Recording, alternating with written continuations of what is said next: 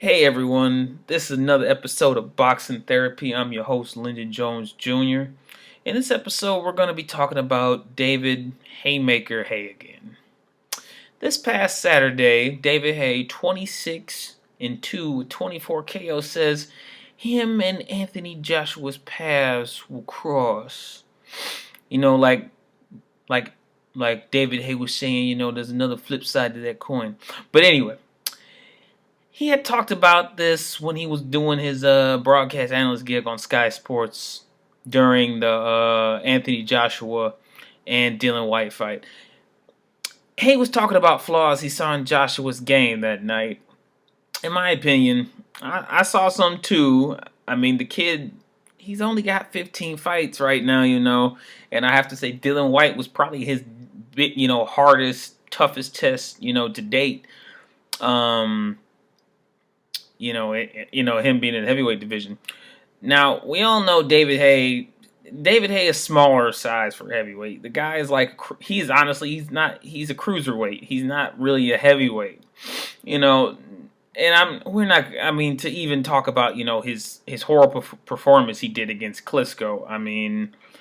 I mean, he does a really good talk, but he did not back up anything he was going to say. And I thought he was going to do so much better back then when I watched him fight Klitschko, but he's really just all talk to me in some ways. I had myself all hyped up for that fight. I was telling my buddies about, you got to watch this, man. This is going to be the next big heavyweight fight. And, Klitschko basically just jabbed him to death the whole 12 rounds.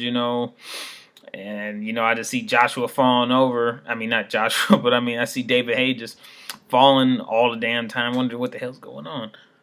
But, when he weighed in for that fight, when Haye was fighting Klitschko, he was only 210 pounds. Now, Joshua this past, Friday for the weigh-in before Saturday, he was weighing in about 245 pounds, if not more, on the night of the fight on Saturday.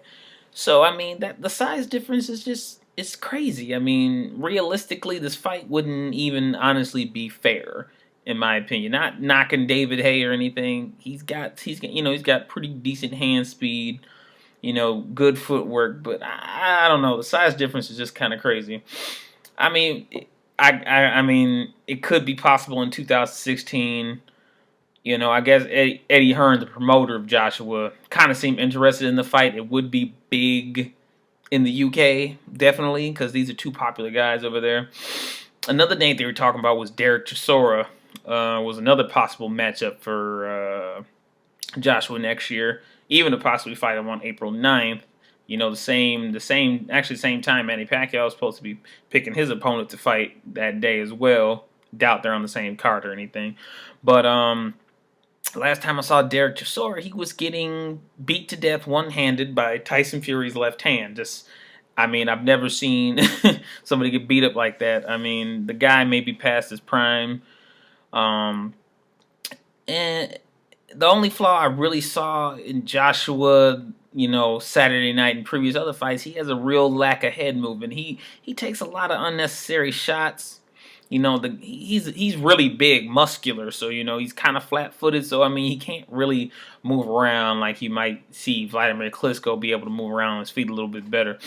But and besides that, halfway through the fight, after the sixth round,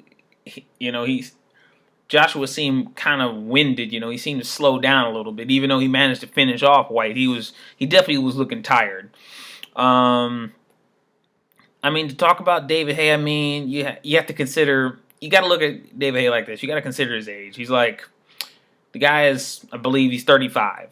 And, he had that supposed toe in, he broke his toe. He had the toe injury when he was fighting Klitschko. And then he had the shoulder injury, which was much more recently that, he retired from.